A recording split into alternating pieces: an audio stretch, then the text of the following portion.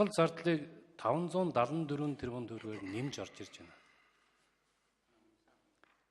Юу ч байхгүй хүнд байгаа гэдээсэн мөртлөө урсгал зардлыг 574 тэрбум төгрөгөөр нэмж. Зарим зардлыг нь ойлгож байна. Яагаад гэвэл энэ хууль зөрчөөд хүүхдийн мөнгийг олгоцсон шүү дээ. Мөнгөний төсөв суулгаагүй ээжээ суулгасан жишээлбэл 79 тэрбум төгрөгийг нөхөд суулгаж байна. 6 сарын 1-ээс тэтгэврийг 20 мянган төгрөгөөр нэмсэн тэрүүн шаардагдах 64 тэрбум төгрөгийг нэмж байна. Үнийг бол ойлгож байна. Ойлгохгүй байгаа зардлууд нэлээд байна. Засгийн газрын нөөц хөрөнгийг 15 тэрбум төгрөгөөр нэмэгдүүлнэ гэж орсон байна.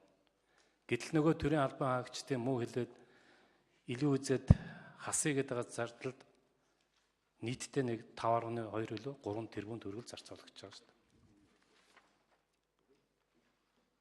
Тэгээ яамтын газар хэлтсийн дараагаас дээшээ бүх хүмүүсүүдийн цалин хасна гэж байгаа.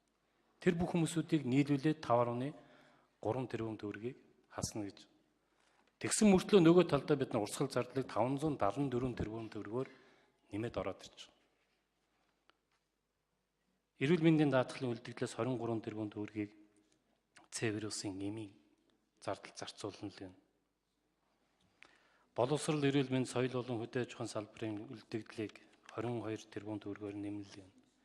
Эрчим хүчний татаасыг 8 тэрбум төгрөгөөр нэмэлгэн. Гэх мэтээр 574 тэрбум төгрөгөөр зардал нэмж байгаа.